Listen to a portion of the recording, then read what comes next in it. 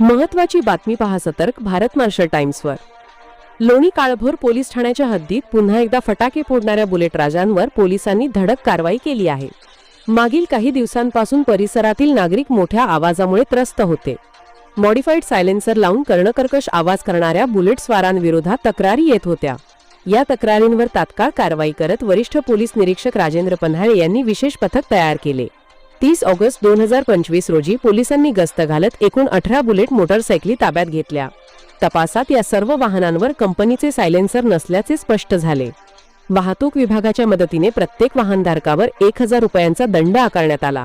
अशा प्रकारे तब्बल 18,000 रुपयांचा दंड वसूल करण्यात आला आहे। याशिवाय सर्व बुलेटवरील मॉडिफाईड सायलेन्सर काढून टाकण्यात आले आणि कंपनीचे मूळ सायलेन्सर बसविण्यात आले। कर्णकर्कश हॉर्न देखील हटविण्यात आले आहेत।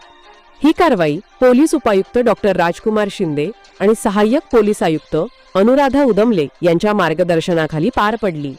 लोणी काळभोर पोलीस ठाण्याचे अधिकारी कर्मचारी आणि हडपसर वाहतूक शाखेचे पोलीस या मोहिमेत सहभागी झाले होते। या प्रभावी कारवाईमुळे नागरिकांना मोठा दिलासा मिळाला असून बुलेट राजांवर आता पोलिसांचा चाप बसला आहे। भविष्यातही अशाच कठोर कारवाया सुरू राहणार असल्याचा इशारा पोलिसांनी दिला आहे। आपण पाहतात सतर्क भारत मार्शल टाइम्स पुणे।